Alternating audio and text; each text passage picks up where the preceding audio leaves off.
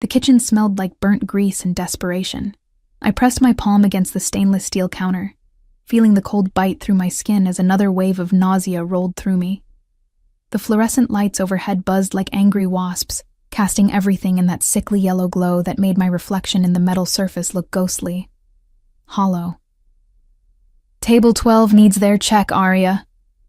Marcus's voice cut through the fog in my head. I nodded, swallowing hard against the bile rising in my throat, and grabbed the leather folder from the pass. My hands trembled slightly as I smoothed down my black apron, checking for stains. There were always stains at Giovanni's, this upscale Italian restaurant in the heart of Manhattan, where I'd been waiting tables for the past 8 months. The tips were good enough to keep the lights on in my shoebox apartment in Queens, good enough to pretend I wasn't drowning.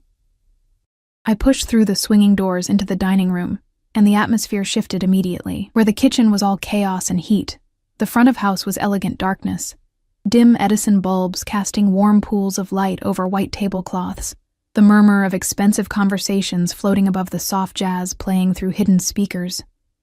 The air smelled like truffle oil, wine, and money, so much money. My sneakers, hidden beneath my black slacks, squeaked softly against the polished hardwood as I made my way toward table 12. I could feel Marcus watching me from the kitchen window, probably noting how slowly I was moving, how I had to stop and steady myself against the host stand for just a moment. I couldn't tell him, couldn't tell anyone. The couple at table 12 barely glanced at me as I set down their check. Too absorbed in their own world of privilege and possibility, I murmured something polite, professional, then turned to head back to the kitchen when I felt it. That prickling sensation at the back of my neck, the one that said someone was watching. My eyes scanned the dining room almost unconsciously, sliding past the usual Thursday night crowd of business dinners and anniversary celebrations until they snagged on a man sitting alone in the corner booth, the exclusive section where we only seated VIPs. He was young, maybe early 30s, with dark hair styled in that effortlessly expensive way that suggested a personal barber. His suit was black, perfectly tailored, the kind you saw in magazines but never in real life. At least not in my life. A wineglass sat untouched before him, and his attention was fixed on his phone, but something about his stillness felt predatory, controlled. Even from across the room, I could sense the power radiating off him like heat. "That's Mr. Valentino's table," Sophia whispered, appearing at my elbow. She was the other evening server, had been working here for 3 years. "Don't stare. Just don't. Who is he?" I breathed, unable to look away. "You don't want to know." Sophia's voice dropped even lower. "Just be grateful he's not in your section." But as if summoned by our attention, the man's eyes lifted from his phone and locked directly onto mine. Dark eyes. So dark they looked black in the dim lighting, and they held me frozen in place like a butterfly pinned to a board.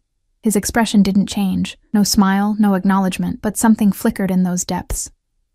Recognition? Interest? Threat? My breath caught in my throat. "Arya!" Marcus's harsh whisper broke the spell. I jerked my gaze away, my heart hammering against my ribs, and hurried back toward the kitchen. But I could still feel those eyes on me, tracking my movement across the floor like a predator watching prey. The rest of my shift passed in a blur of automatic movements, taking orders, delivering food, clearing tables. But my awareness kept returning to that corner booth, to him. Twice more I caught him watching me, and each time that same electric current of something shot down my spine. Fear, maybe, or recognition of danger. By the time 11 o'clock rolled around, my feet were screaming, and the nausea had settled into a constant low-grade churning. I clocked out, changed into my jacket, and pushed through the back entrance into the alley.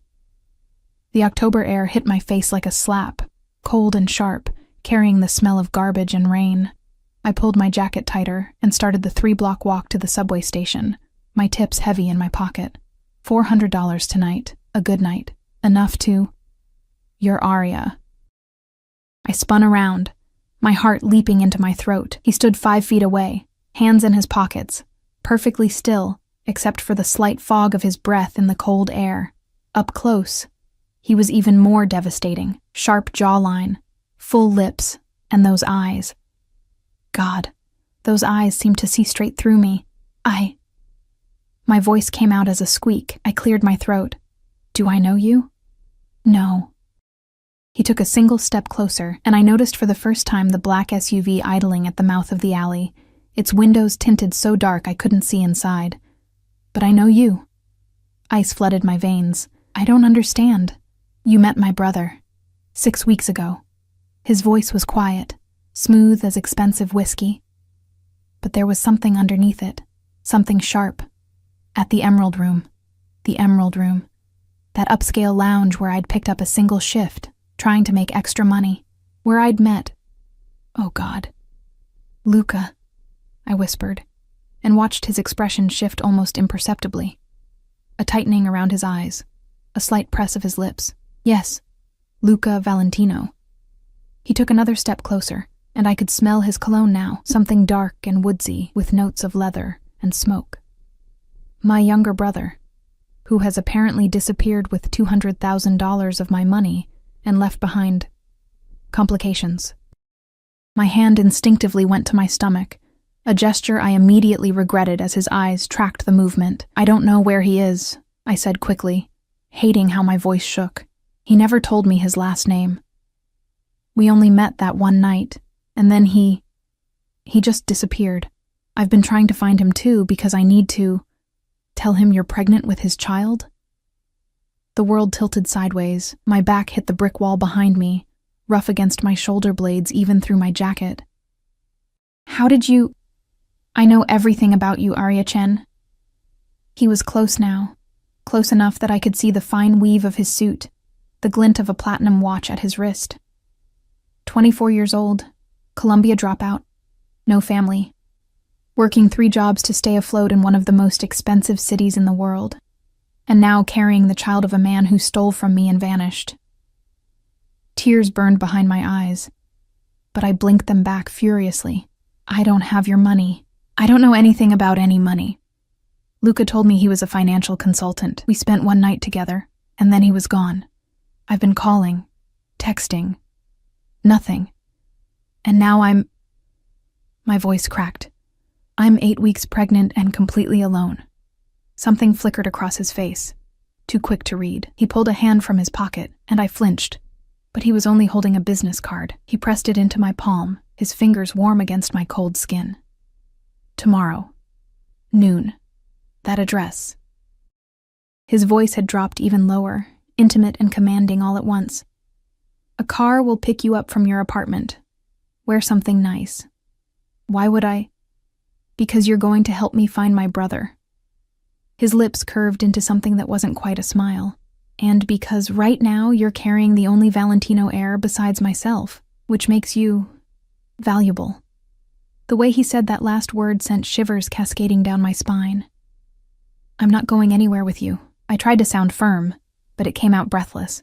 I don't even know your name. He leaned in, close enough that his breath ghosted across my cheek, and whispered, Dante Valentino. And you will come tomorrow, Arya, because if you don't... He pulled back slightly, and I saw it then. The darkness beneath the civilized surface. The barely leashed violence, the absolute certainty that he always got what he wanted. If you don't, he continued softly, I'll have to come get you myself, and I promise you won't like the methods I use when people make me chase them. Then he was gone, melting back into the shadows, the SUV's engine purring to life. I watched it glide away into the Manhattan night, leaving me trembling against the brick wall with his business card clutched in my fist. I looked down at it with shaking hands. Dante Valentino, CEO, Valentino Enterprises. No phone number, just an address in Tribeca.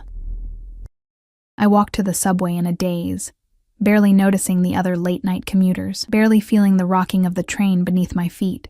My apartment was dark and cold when I finally stumbled through the door, and I sat on my second-hand couch for a long time, staring at that card. Everything Luca had told me was a lie. Financial consultant, working on a big deal, had to travel for work, all lies. And now his brother, this terrifying, magnetic man who looked at me like I was a puzzle he intended to solve, wanted me to help him. Wanted me to... What? Betray the father of my child? I pressed my hand to my stomach, feeling nothing yet. Just the slight bloat that could have been anything. You're carrying the only Valentino heir besides myself. What kind of family had I gotten tangled up with? I should have been scared. I was scared. But underneath the fear was something else. A treacherous flutter of awareness. The way Dante's eyes had held mine. The barely controlled power in his stillness. The promise of danger wrapped in expensive clothing. I had until noon tomorrow to decide. As I lay in bed that night, sleepless and spinning, I kept seeing his face, kept hearing his voice, kept remembering the way he'd said my name, like he'd been tasting it, testing it. Arya. And despite everything, despite the fear and the confusion and the absolute insanity of the situation, I knew I would go. God help me, I knew I would go. The black Mercedes arrived at 11:30, idling outside my building like a sleek predator.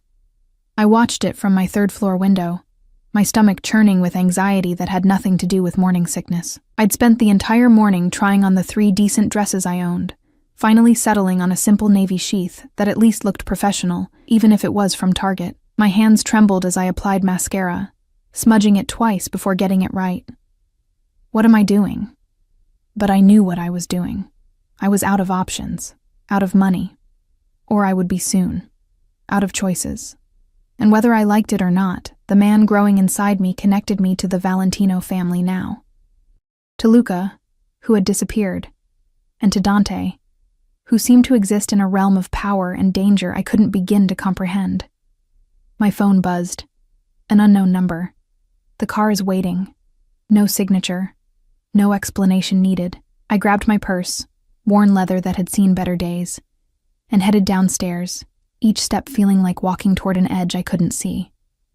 The driver stood beside the Mercedes, a mountain of a man in a black suit and sunglasses despite the overcast sky. He opened the rear door without a word, his face expressionless. The interior smelled like leather, and something expensive I couldn't name. The seats were butter soft, the windows tinted so dark the world outside looked like a shadow play. As soon as my door closed, we were moving, gliding through Queens traffic with a smoothness that felt surreal. I tried to track where we were going, but after the first few turns, I lost my bearings. We crossed a bridge, the Queensboro, I thought, and then we were in Manhattan, weaving through streets that grew progressively more expensive. The buildings got taller, shinier, more imposing. Finally, we pulled up in front of a converted warehouse in Tribeca, all exposed brick and floor-to-ceiling windows. The kind of building that got featured in architecture magazines. The kind of building where a single floor probably cost more than I'd earn in 10 years. The driver opened my door, and I stepped out onto the sidewalk, my cheap flats looking pathetic against the pristine concrete. Another man in a black suit stood at the entrance. Security, I realized. He spoke into his wrist as I approached, and the glass door buzzed open. The lobby was all industrial chic, polished concrete floors, exposed steel beams, modern art that probably cost more than a car. A private elevator stood open, waiting. I stepped inside, and it began ascending without me touching a button. My reflection stared back at me from the mirrored walls, pale, dark circles under my eyes, hair pulled back in a simple ponytail because I didn't have time to style it properly. I looked exactly like what I was. A broke waitress way out of her depth. The elevator opened directly into a penthouse, and I stepped into a space that stole my breath. Floor-to-ceiling windows offered a panoramic view of Manhattan, the city spreading out below like a kingdom. The furniture was all clean lines and expensive fabrics, charcoal grays, deep blacks, touches of steel. Everything looked like it belonged in a museum, untouchable and perfect. Miss Chen. I turned to find a woman in her 50s, elegantly dressed in a cream blouse and tailored pants, her silver hair swept into a sophisticated twist. She smiled, but it didn't quite reach her eyes. "I'm Mrs. Chen, no relation," she added with practiced humor. "Mr. Valentino's personal assistant. He's on a call but will join you shortly. May I offer you something to drink? Water? Tea? Water is fine. Thank you." My voice sounded small in this vast space. She disappeared through a doorway, leaving me standing awkwardly in the center of the room. I didn't dare sit on the pristine furniture, didn't dare touch anything. I wrapped my arms around myself and walked toward the windows, drawn by the view. From up here, the city looked almost beautiful, the chaos and grime invisible, replaced by a glittering expanse of possibility. From up here, you could pretend the world was clean and ordered and under control. It's a lie, you know. I spun around. Dante stood in a doorway I hadn't noticed before, dressed more casually than last night. Black jeans, a charcoal Henley that clung to his frame, showing the lean muscle underneath. His feet were bare against the concrete floor, and somehow that detail made him seem more dangerous, more real. What is? I managed. The view. The illusion of order. He moved toward me with that same controlled grace I'd noticed last night, like every movement was calculated, precise. From up here, you can't see the blood in the streets, the bodies in the alleys, the way the city devours people.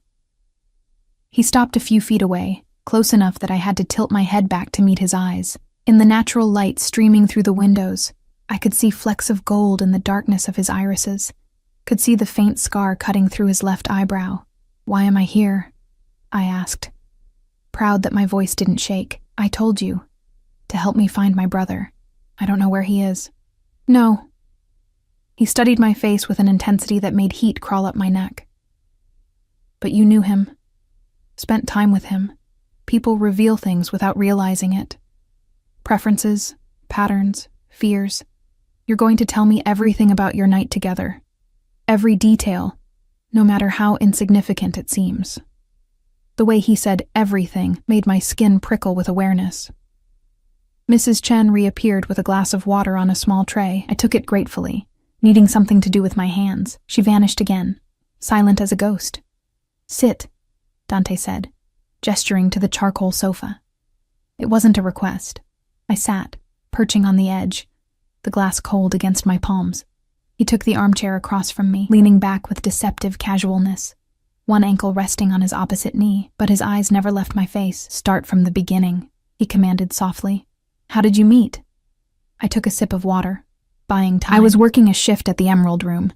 It was my first night there. A friend got me in as extra help for a private event. Luca was at the bar. He smiled at me. And we talked. Just small talk at first. He was charming, funny, said he worked in finance. We talked about the city, about dreams. I swallowed hard. He made me feel seen, like I mattered. Something flickered across Dante's face. Too quick to read. He asked me to dinner after my shift ended. We went to this little Thai place in the East Village. Had wine, talked for hours. My cheeks burned. And then we went back to his hotel. Which hotel? The Whitmore, in Midtown. Dante pulled out his phone, typed something. "Room number? 1847, I think. 18th floor." More typing. "What did he tell you about himself?" "Not much, actually. He said he was working on a big acquisition, that he traveled a lot. He asked more about me than he shared about himself." I paused, remembering. He got a phone call around 2 a.m. He took it in the bathroom, but I heard him arguing with someone. When he came back, he seemed tense, distracted. Dante leaned forward slightly, his attention sharpening. "Did you hear any of the conversation?" "Just fragments. Something about a shipment. And a name. Marco, maybe. He kept saying he had it handled." "Marco Giuliani." Dante's voice had gone flat, dangerous. "Our accountant, who also disappeared the same night as Luca." The pieces were starting to fall into place, painting a picture I didn't want to see. "What did Luca steal?" I asked quietly. 200,000 in cash, and information worth considerably more. Dante's jaw tightened.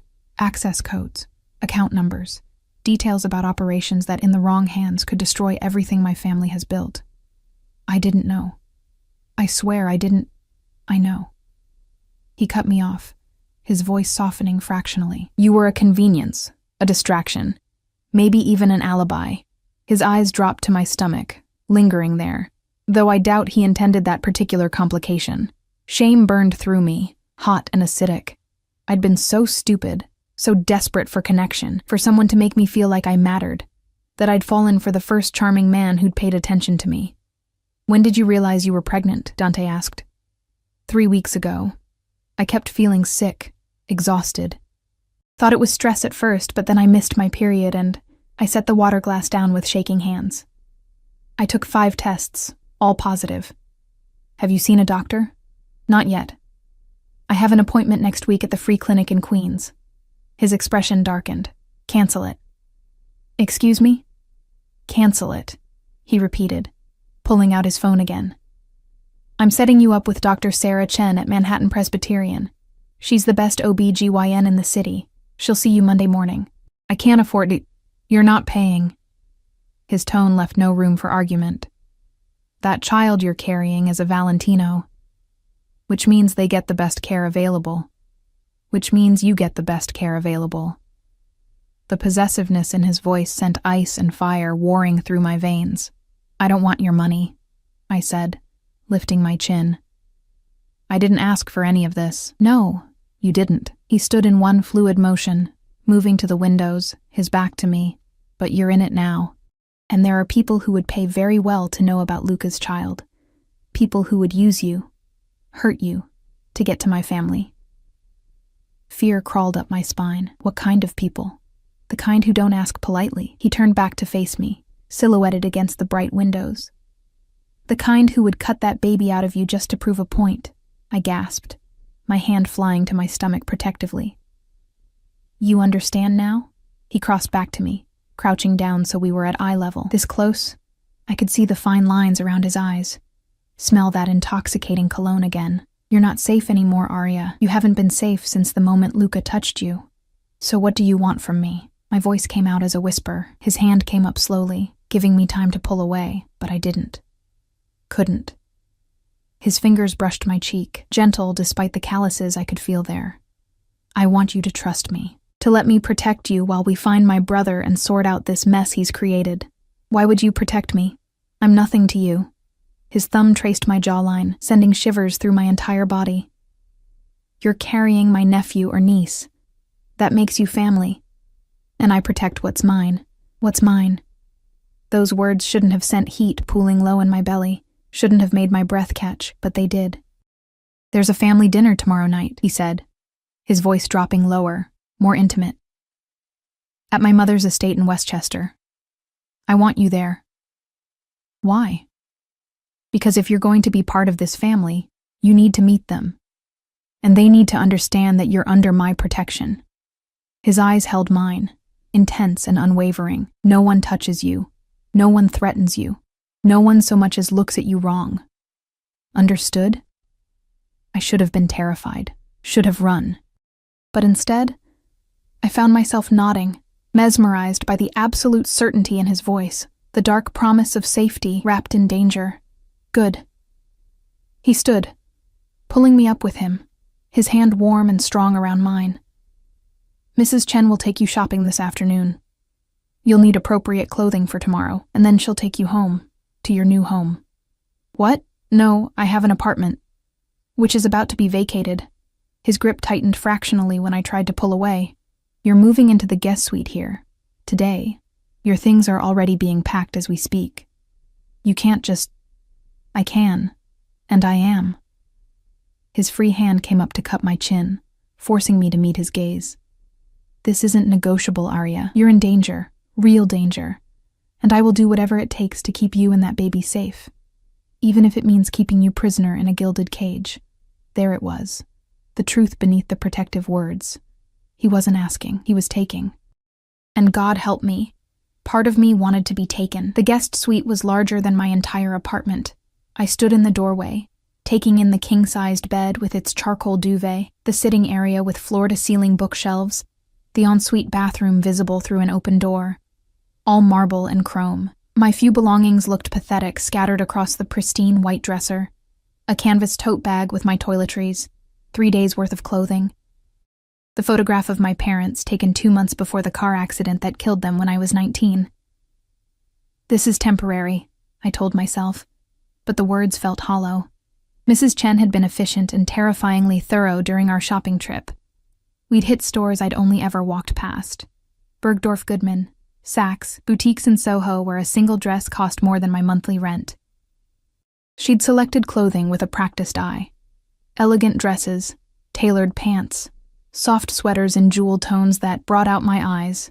When I'd protested the expense, she'd simply smiled that pleasant, empty smile and said, "Mr. Valentino insists." Everything was charged to an account I never saw. Now those shopping bags sat in the corner of this beautiful prison, and I felt the walls closing in despite the space.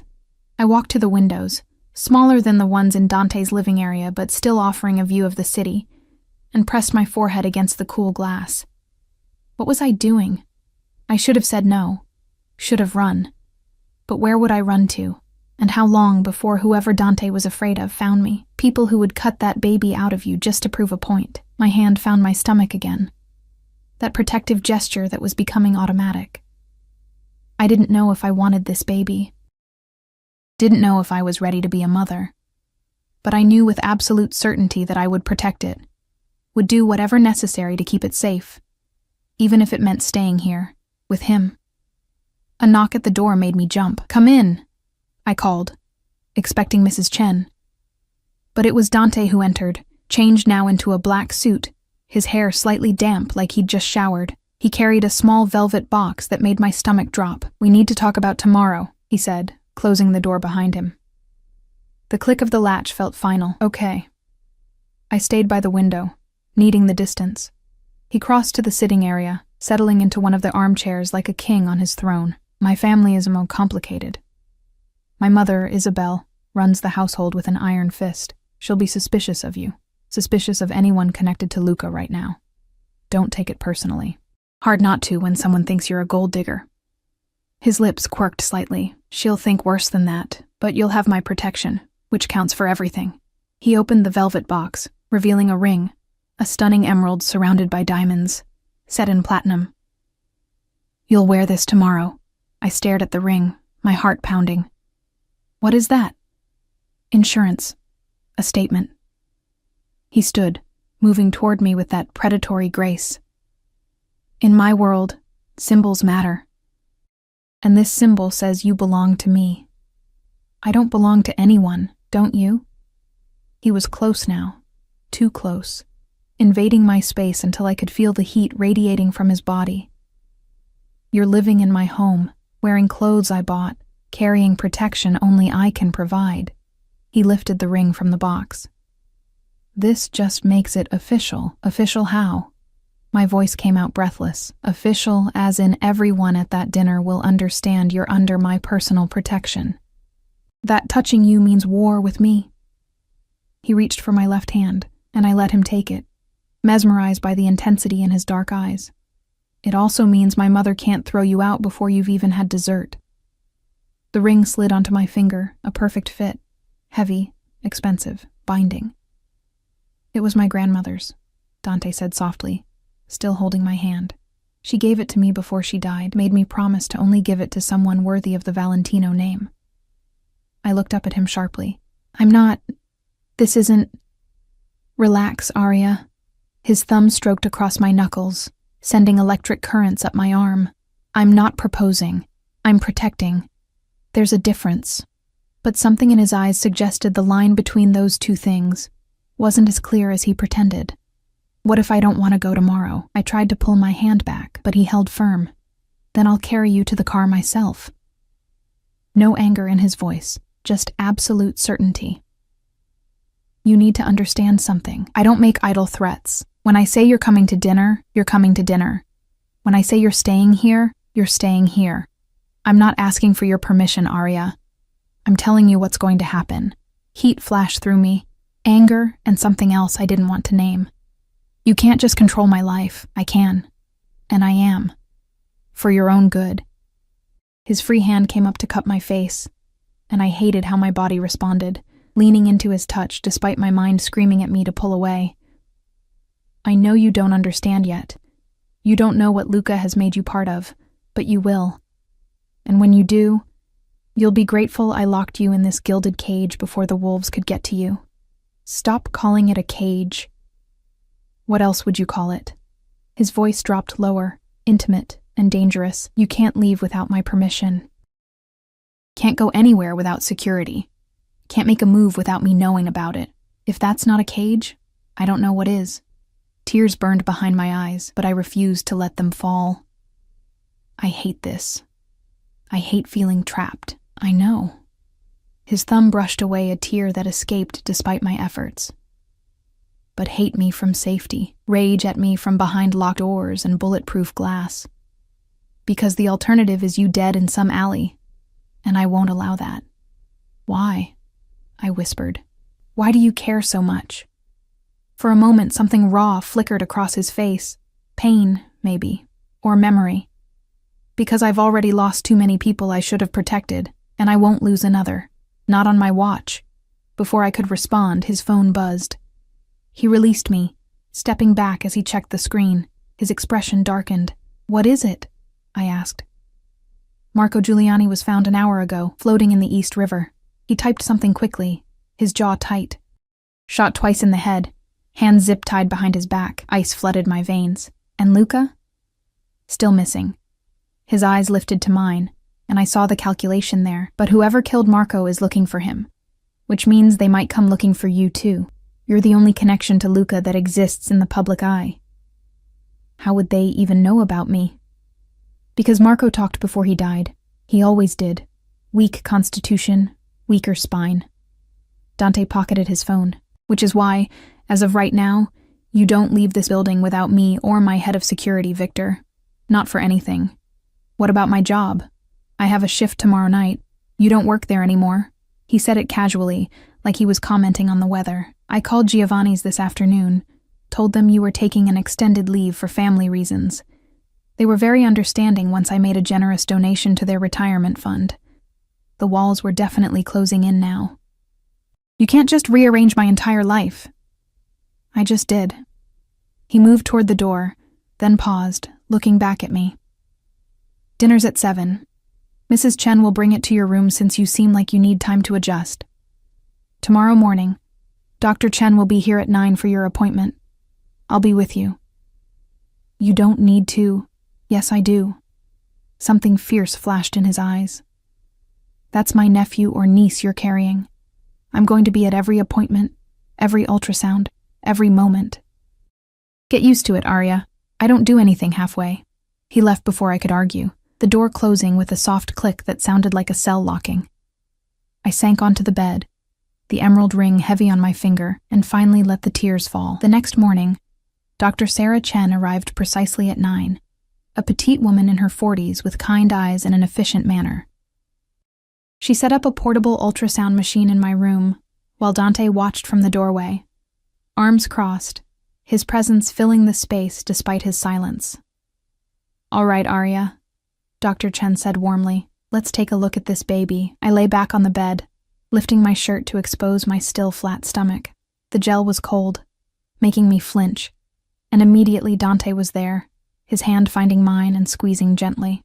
I looked up at him in surprise, but his eyes were fixed on the ultrasound screen. Dr. Chen moved the wand across my stomach, and suddenly there it was, a tiny flutter of movement, a rapid heartbeat filling the room like a drum. There's your baby, Dr. Chen said, pointing to a small bean-shaped shadow on the screen. Measuring right at 8 weeks, strong heartbeat, that's what we want to see. I stared at the screen, unable to process what I was seeing. That tiny thing was inside me, growing, becoming a person. Everything looks good, Dr. Mo. Chen continued, taking measurements, clicking buttons. Have you been experiencing any complications? Bleeding, severe cramping? Just nausea and exhaustion. Normal for the first trimester. I'm going to prescribe some prenatal vitamins and something for the nausea if it gets unbearable. She handed me a towel to wipe off the gel. I want to see you again in 4 weeks, and if you experience any bleeding or severe pain, call me immediately, day or night. She gave me her card, with her personal cell number written on the back, and began packing up her equipment. Dante walked her out, their voices low in the hallway, too quiet for me to hear. When he returned, he sat on the edge of the bed, his expression unreadable. That's real, he said finally. That baby is real. I know. My hand went to my stomach again, protective. Luca is an idiot. The words were harsh, but his tone was almost gentle. To walk away from that. From you. Something cracked in my chest. Maybe he didn't want it. Maybe he never... Doesn't matter what he wanted. Dante's hand covered mine, both of us cradling my stomach now. That baby exists, and it deserves better than a father who steals and runs. It deserves protection, stability, safety. His hand was so warm against mine, his touch surprisingly gentle for someone who radiated such danger. Tonight, he said, you'll meet my family, and they'll understand that this child, your child, is under my protection, which means it's untouchable. His eyes met mine, fierce and possessive. No one hurts what's mine, Arya. No one. There it was again, mine, and despite everything, despite the fear and the confusion and the absolute insanity of the situation, I found myself believing him, found myself wanting to believe that this dangerous, beautiful man could actually keep us safe. Even if safety meant surrendering my freedom, even if it meant becoming his. Mrs. Chen appeared in the doorway. Mr. Valentino, the car will be ready at 5. I've laid out Miss Chen's dress for this evening. Thank you, Mrs. Chen. He stood, looking down at me. Rest this afternoon. Tonight is going to be... intense. After he left, I found the dress hanging in the closet, a deep burgundy silk that probably cost more than I used to make in a month. Elegant, sophisticated. The kind of dress that belonged in a world I'd only ever glimpsed from the outside. I touched the fabric, feeling the cool silk slide beneath my fingers, and wondered who I was becoming. The girl who used to serve tables and count pennies felt very far away. In her place was someone else, someone who wore emeralds and silk, someone protected by a Mafia boss who looked at her like she was a treasure worth killing for, someone trapped in a beautiful cage. And the most terrifying part? I wasn't sure I wanted to escape anymore. The drive to Westchester took 45 minutes, but it felt like hours. I sat in the back of the Mercedes beside Dante, hyper-aware of every inch of space between us. He'd barely spoken since we'd left the city, his attention fixed on his phone, fingers moving rapidly across the screen. But I could feel his awareness of me, the occasional glance, the way his body shifted slightly whenever the car turned and our shoulders brushed. I smoothed the burgundy silk over my knees for the 100th time, the emerald ring catching the late afternoon light. Mrs. Chen had done my hair in soft waves, applied makeup that made me look polished and expensive. I barely recognized myself in the mirror. Stop fidgeting, Dante said without looking up from his phone. I'm nervous. Don't be. He finally looked at me, his dark eyes traveling over my face, down to the ring on my finger, back up again. You look perfect, like you belong. But I don't belong. This isn't my world. It is now. He pocketed his phone and shifted to face me fully. Listen to me carefully, Arya. My family is going to test you, my mother especially. She'll ask questions designed to trip you up, make you reveal things you don't want to share. Don't take the bait. What kind of questions? About your family, your background, how you met Luca, what you want from us. His hand found mine, warm and solid. Just stay calm. Stay close to me. And remember, you're there because I want you there. That's all the justification you need. The car turned onto a private road flanked by towering oak trees, their branches creating a canopy overhead. Through gaps in the foliage, I caught glimpses of a massive estate, stone and glass, sprawling across manicured grounds like something out of a magazine. That's home, Dante said, following my gaze. Where I grew up, where Luca grew up. Something tightened in his expression. Where he should be right now, answering for what he's done. The car pulled up to a circular driveway in front of the main entrance. 2 men in suits stood flanking the door, security, obviously. Victor emerged from a second SUV that had followed us, his massive frame moving with surprising grace as he scanned the perimeter. Stay behind me until we're inside, Dante instructed, opening his door. I followed him out, my heels clicking against the cobblestones. The October air was crisp here, carrying the scent of wood smoke and dying leaves. Beautiful and melancholy all at once. The front door opened before we reached it, revealing an older woman in a black dress, a housekeeper, I assumed. She nodded to Dante with obvious respect, her eyes flickering to me with undisguised curiosity. "They're in the drawing room, Mr. Dante," she said in accented English. Italian, maybe. "Thank you, Maria." Inside was even more impressive than outside. Marble floors, crystal chandeliers, artwork that belonged in museums. But it was cold somehow, despite the obvious wealth. Like a mausoleum dressed up as a home. Dante's hand found the small of my back, warm through the silk of my dress, guiding me down a long hallway. I could hear voices ahead, multiple conversations layering over each other, the clink of glasses, laughter that sounded sharp. We entered a massive room with floor-to-ceiling windows overlooking gardens that stretched toward woods in the distance. About 20 people milled around, all dressed in expensive clothing, all holding drinks. The conversations died the moment we appeared. Every eye turned to us, to me. "Dante!" A woman's voice cut through the silence. She glided toward us, and I recognized power when I saw it, mid-50s. Elegant in a way that suggested old money and older traditions. Her dark hair was swept up, her dress a deep emerald that matched the ring on my finger. Probably not a coincidence. "You're late." "Traffic, Mother." Dante's hand tightened slightly on my back. "May I introduce Aria Chen? Aria, this is my mother, Isabel Valentino." Isabel's eyes raked over me, cold and assessing. "Chen, Chinese. My father's family was from Shanghai," I said, lifting my chin. "My mother was Irish-American." "Was?" She caught the past tense immediately.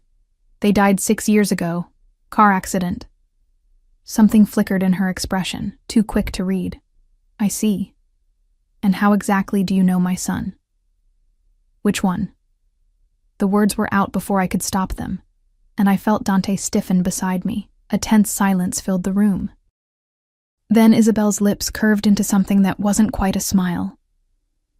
"Bold. I can appreciate that." She took a sip of her wine, her eyes never leaving my face. "Though boldness without wisdom is just foolishness. Tell me, Miss Chen, where is my younger son? I don't know." "Don't you?" She moved closer, and I caught her perfume, something French and expensive. "You spent the night with him. Surely he mentioned something about his plans.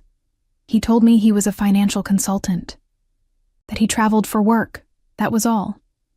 I felt heat creeping up my neck but held her gaze. "I didn't know about any of this, about your family, about the money, about the fact that you're now carrying a Valentino heir." She glanced at my stomach, and I realized Dante must have told her. How convenient. "Mother." Dante's voice held a warning. "What? I'm supposed to welcome this girl with open arms because she claims to be pregnant with Luca's child? For all we know, this is exactly what Luca planned. Leave behind a mess for us to clean up while he disappears with our money. It's not like that," I said, my voice shaking. "I didn't even know I was pregnant until 3 weeks ago, and I've been trying to find Luca ever since." "Of course you have. Because you need money." Isabel's smile turned sharp. "How much were you hoping for? A few thousand to make you go away? Or were you planning to bleed us dry over 18 years of child support?" Rage flooded through me, hot and cleansing. "I don't want your money. I never asked for any of this, and if I'd known what kind of family Luca came from, I would have run the other direction. And yet, here you are, in my home, wearing my mother-in-law's ring." She looked at Dante. "Really, darling? Your grandmother's emerald? For this?" "For the mother of my nephew or niece," Dante said coolly. "Show some respect, Mother, or have you forgotten what family means?" The tension in the room ratcheted up another notch. I could feel everyone watching, waiting to see how this confrontation would resolve. "I haven't forgotten," Isabel said softly, dangerously, "which is why I question bringing an outsider into our midst when one of our own has betrayed us." "How do we know she's not part of whatever Luca is planning?" "Because I've had her investigated. Background checks, financial records, social media history, everything." Dante's hand slid around my waist, pulling me against his side, claiming me. "She's exactly what she appears to be. A girl who made a mistake with the wrong man and is now paying the price. Paying the price by living in your penthouse, wearing designer clothes, having access to our family?" Isabel shook her head. "You're too trusting, Dante, just like your father was. And look where that got him. The room went silent. Dead silent. Dante's entire body went rigid beside me. When he spoke, his voice was ice. Don't. Someone has to say it. Isabel drained her wineglass. Your father trusted the wrong people. Let outsiders get too close, and it cost him his life. I won't watch you make the same mistake. Arya is not a threat. Each word was bitten off, controlled fury barely leashed.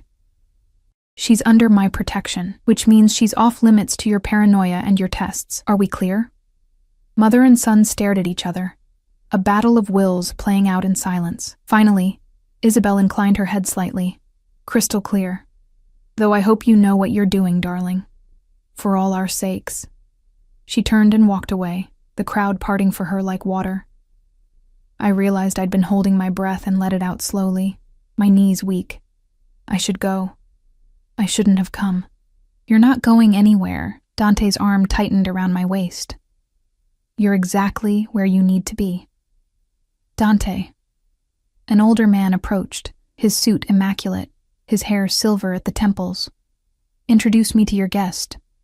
Arya, this is my uncle, Antonio Valentino, my father's younger brother. Dante's tone had warmed slightly. Uncle, this is Arya Chen.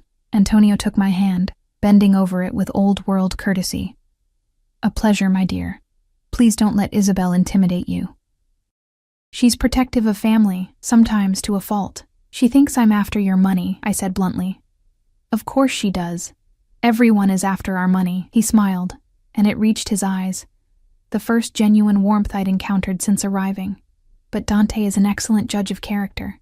If he's brought you here, there's a reason, and that's good enough for me. Over the next hour, I met cousins, business associates, family friends, a dizzying array of faces and names I'd never remember. Most were polite, but distant. A few were openly curious. All of them looked at the ring on my finger with varying degrees of interest or suspicion. Through it all, Dante never left my side. His hand stayed on my back, my waist, my elbow, constantly touching, constantly claiming, making it clear to everyone in the room that I was under his protection. When dinner was announced, he guided me to the formal dining room, another massive space with a table that could seat 40. He pulled out my chair personally, settling me between himself and Antonio. Isabel sat at the head of the table, her expression unreadable.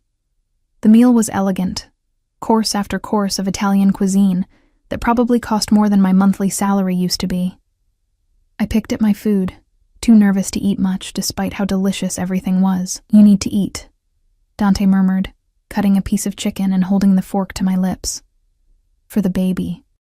Heat crawled up my neck as I opened my mouth, accepting the food.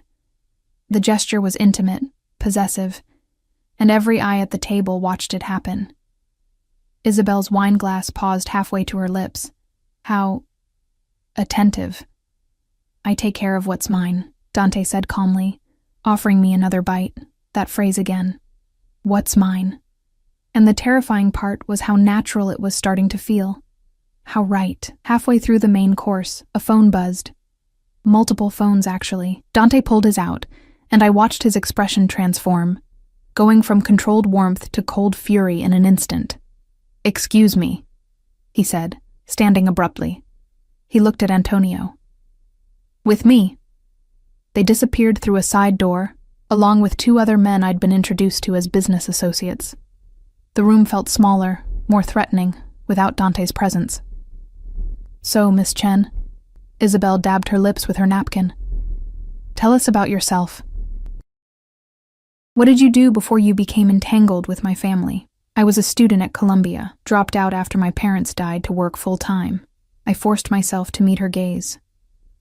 I've been working 3 jobs to stay afloat. 3 jobs. How industrious. She tilted her head. And what were your plans before Luca complicated them? To survive. To save enough money to finish my degree. To build a life. My hand found my stomach under the table. Those plans haven't changed. Just evolved. Evolved into living off my son's charity? Mother!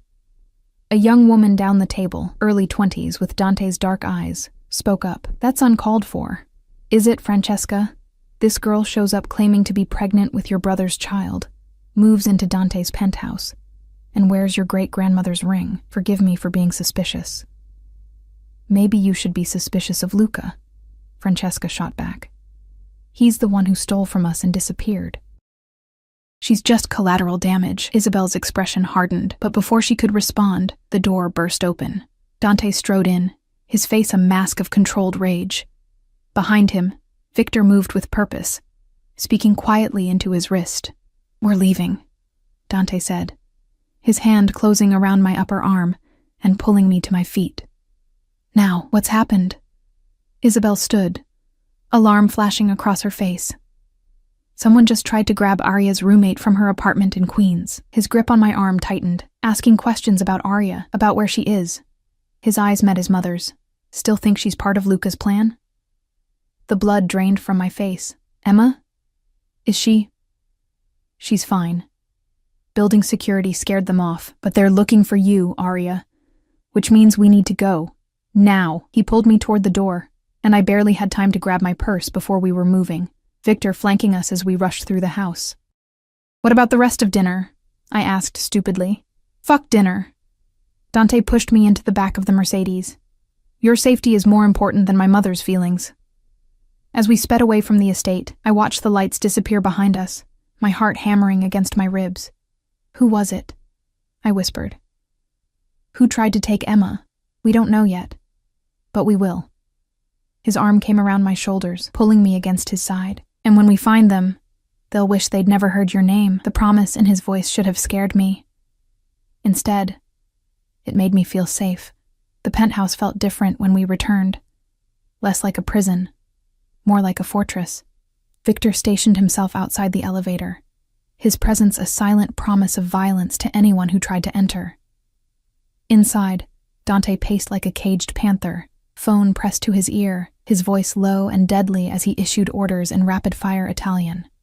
I stood by the windows, hugging myself, watching the city lights blur through tears I refused to let fall. Emma. They'd gone after Emma because of me, my kind, scattered roommate who never hurt anyone, who'd let me stay on her couch for 2 months when I couldn't make rent, who'd held my hair back when I'd thrown up from morning sickness. "She's safe," Dante said, appearing beside me. I hadn't heard him approach. "I've moved her to a hotel in Midtown. She has 2 guards outside her door, and has been told not to leave until I say otherwise. She must be terrified. She's alive. That's what matters." His hand found my shoulder, warm and grounding. "And she'll stay that way as long as she follows instructions." I turned to face him, anger flashing through my fear. "This is insane. People are being threatened because I slept with your brother once, because I'm pregnant with a baby I didn't even plan. How is any of this fair?" "It's not." His hands cupped my face, forcing me to meet his eyes. "Nothing about this is fair, Arya. But fair doesn't matter in my world. Only survival matters, only power matters." His thumb stroked across my cheekbones. "And right now, you have my power protecting you. That's the only thing keeping you alive. I never asked for this. No, you didn't. But you have it anyway." He leaned closer, his breath ghosting across my lips. "And I'm not letting you go. Not until Luca is found. Not until every threat is neutralized. Not until that baby is born safe and healthy. And after that," my voice came out as a whisper. Something dark and possessive flashed in his eyes. "We'll see." His phone buzzed again, breaking the moment. He released me, stepping back to answer it, and I wrapped my arms around myself, suddenly cold despite the warmth of the room. Over the next 3 days, the penthouse became my entire world. Dante worked from home, his office door open so he could see me moving through the space. Meals appeared at regular intervals, prepared by a chef I never saw. Dr. Chen came by twice to check on me, her kind eyes worried despite her professional smile. And every night, I lay in my beautiful prison, staring at the ceiling, feeling the baby growing inside me, and wondering how my life had spiraled so completely out of control. On the 4th morning, I woke to find Dante standing in my doorway, dressed in all black, his expression grim. "We found him," he said simply. My heart stopped. "Luca?" Get dressed. You're coming with me. 20 minutes later, I sat in the back of the Mercedes, Dante beside me, Victor driving. We headed downtown, into neighborhoods I recognized from my waitressing days. Industrial, rough, the kind of places tourists avoided. Where is he? I asked. A warehouse in Red Hook. He's been hiding there for weeks, apparently. Living like a rat. Dante's jaw tightened. Marco gave him up before he died. Thought it might save him. Did it? No. The word hung in the air between us, heavy with implications I didn't want to examine too closely. The warehouse was exactly what I'd expected. Rusted metal, broken windows, graffiti crawling up the walls. 3 black SUVs were already parked outside, men in suits standing guard. They nodded to Dante as we approached, their faces carefully blank. Stay close to me, Dante instructed, his hand finding mine. Don't speak unless spoken to, and no matter what you see in there, don't scream. Understood? Fear crawled up my spine, but I nodded. Inside, the warehouse was vast and mostly empty, our footsteps echoing off concrete floors and metal beams. In the center, illuminated by a single hanging bulb, a figure sat tied to a chair. Luca. He looked nothing like the charming man I'd met at the Emerald Room. His designer clothes were filthy and torn, his face bruised and swollen, blood crusting at the corner of his mouth. When he saw us approaching, something like hope flickered in his eyes. Dante, he croaked, thank God. I can explain. Shut up. Dante's voice was flat, emotionless. He pulled me forward until we stood directly in front of Luca. Look at her. Really look at her. Luca's eyes found mine, and I watched recognition dawn, then confusion, then horror, as his gaze dropped to my stomach. No, he whispered. No, that's not. She's 8 weeks pregnant with your child, Dante said conversationally, like he was discussing the weather. The child you created and then abandoned when you stole from our family and ran like a coward. I didn't know. I swear. I didn't. Luca struggled against his restraints. Arya, please. You have to believe me. I never meant for any of this to happen. What did you mean to happen? My voice surprised me with its steadiness. When you lied to me about who you were? When you used me as an alibi while you robbed your own family? What exactly was your plan, Luca? He flinched like I'd struck him. I was desperate. Marco and I had gambling debts, serious debts. The kind of debts that get you killed if you don't pay. We thought if we could just take enough to clear them, we could fix everything. Make it right. By stealing from your own brother, I felt Dante stiffen beside me. By betraying your family? You don't understand what it's like. Luca's voice rose, desperate. Living in Dante's shadow, always being the disappointment, the screw-up, the one who can never measure up. I just wanted... He broke off, breathing hard. I just wanted to be free. Freedom. Dante spoke the word like a curse. You wanted freedom so badly you were willing to destroy everything. To put innocent people in danger, to abandon your own child. I didn't know about the baby. Would it have mattered? The question hung in the air, unanswered. Dante circled Luca's chair slowly. Predator assessing prey. Here's what's going to happen. You're going to return every penny you stole, which my people have already retrieved from your pathetic hiding places, by the way. You're going to disappear, change your name, leave the country, whatever you want. But you're never coming back. Never contacting Arya or the baby, never claiming any connection to the Valentino family again. Dante, please. I'm not finished. Dante's hand landed on Luca's shoulder, and I saw my baby's father wince. If you ever try to come back, if you ever so much as think about Arya or that child, I will find you. And when I do, what I've done to you today will seem like a mercy. Do you understand? Luca's eyes found mine again, desperate and pleading. Arya, say something. Tell him you want me to stay. Tell him, I want you to leave, I said quietly, and watched something break in his face. You lied to me, used me, put me in danger, and now I'm carrying your child, and you're sitting there making excuses instead of taking responsibility. I moved closer, needing him to hear every word. I don't want your money. I don't want your name. I don't want anything from you except your absence from my life and my baby's life." Tears streaked down his bruised face. "I'm sorry. I'm so sorry." "Sorry doesn't fix this." I turned to Dante. "I'm done here. Can we go?" Pride flashed in Dante's dark eyes. He nodded to the men standing guard, and they moved forward to untie Luca. "You have 24 hours to disappear," Dante told his brother. After that, I stopped being merciful. We were halfway to the door when Luca called out one last time. "Take care of her, Dante. Please. She deserves better than what I gave her." Dante didn't respond, just kept walking, his hand warm and solid in mine. In the car, I finally let the tears fall. Not for Luca. I was surprised to find I felt nothing for him except maybe pity, but for everything. For the loss of the life I'd thought I was building. For the baby growing inside me who would never know its father. For the girl I used to be, who'd believed in fairy tales and happy endings. "Come here." Dante pulled me against his chest, and I went, burying my face in his expensive suit and crying until I had nothing left. When I finally pulled away, mascara probably streaked down my face. He was watching me with an expression I couldn't read. "What happens now?"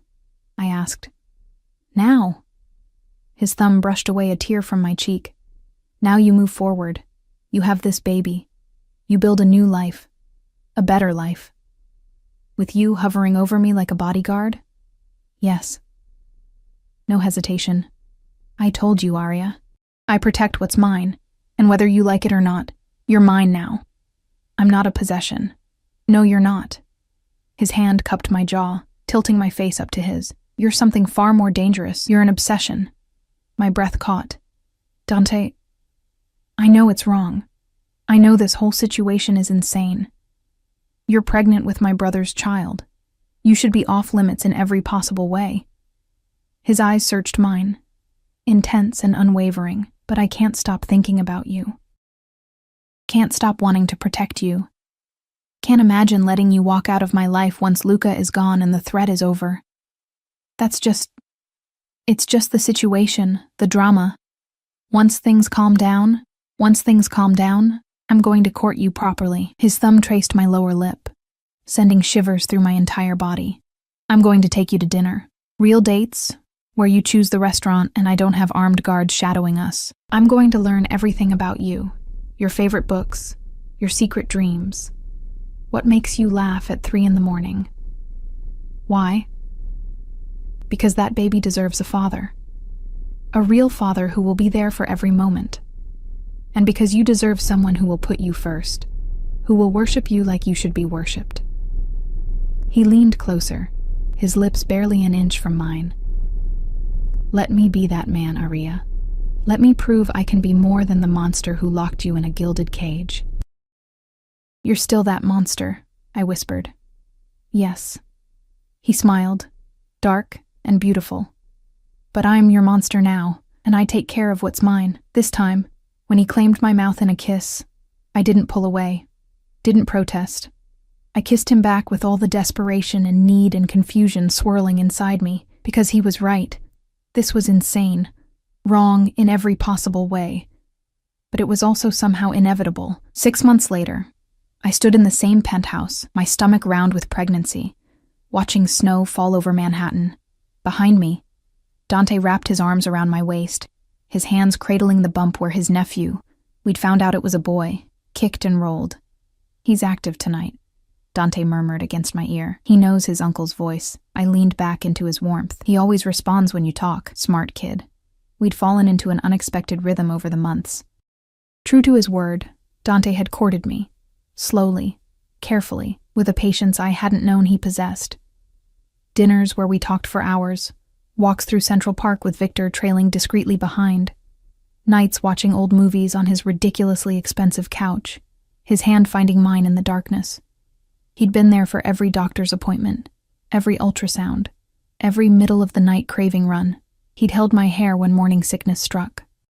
He'd assembled the crib in the nursery he'd had designed, all soft blues and whites, with a mobile of stars that played Brahms's lullaby. And somehow, impossibly, I'd fallen in love with him, not despite the danger and the darkness and the possessiveness, but because of the man beneath all that, the man who read to my belly every night, who'd tracked down my father's favorite cookbook from childhood and hired a chef to recreate the recipes, who'd held me through panic attacks about becoming a mother when I had no idea what I was doing. I have something for you, Dante said now, releasing me to retrieve a small box from his pocket. My heart stuttered. Dante, it's not what you think. Not yet. He opened the box to reveal a delicate platinum bracelet with a single charm, a tiny diamond-studded baby booty. For you, to celebrate our boy. Tears sprang to my eyes. Hormones, probably, but also genuine emotion. It's beautiful. He fastened it around my wrist, then pressed a kiss to my palm. You're beautiful. Even more so now, carrying him, glowing with life and possibility. I'm huge and swollen and cry at commercials. You're perfect. He kissed me softly, sweetly. And I love you. I've been waiting to say that until I was sure you wouldn't run. But I love you, Arya. Everything about you. Your strength, your resilience, your fierce protection of our boy, the way you challenge me, the way you see past the monster to the man underneath. Our boy, I repeated, catching on the possessive pronoun.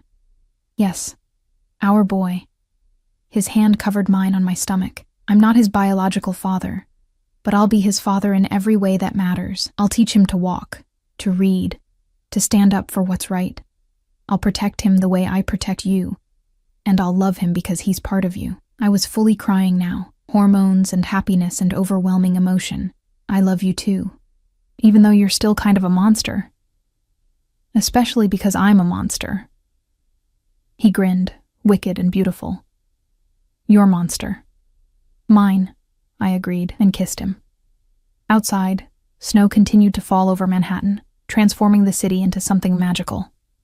Inside this penthouse, my home now, truly, I stood wrapped in the arms of a man who'd started as my captor and become my everything. The gilded cage had become a sanctuary. And I'd learned that sometimes the most unexpected prisons became the safest places to land.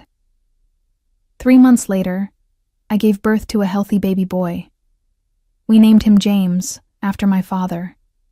Dante was there for every moment of the labor, holding my hand, whispering encouragement, looking at me like I was performing miracles. When they placed James in my arms, tiny and perfect and ours, Dante's expression transformed into something approaching awe. He's beautiful, he breathed, touching James's tiny hand with reverent gentleness. Perfect, just like his mother. He has Luca's eyes, I said quietly. He has his mother's strength. Dante kissed my forehead, and he'll have our love. That's all that matters. 2 years after that, on a cool October evening that echoed the night we met, Dante took me to the roof of his building. Our building. The entire space had been transformed with thousands of lights, roses in every color, and a string quartet playing softly. Arya Chen, he said, dropping to one knee and pulling out a ring box I recognized. The emerald and diamond ring I'd worn to that first family dinner. I know I did everything backward, locked you up before asking permission, protected you before earning the right, loved you before proving I deserved you. Dante, but I'd like to do this one thing right. He opened the box, and the emerald caught the light, sparkling like stars. Will you marry me? Will you let me be your husband, James's father, and the man who spends every day of his life proving you didn't make a mistake falling in love with a monster?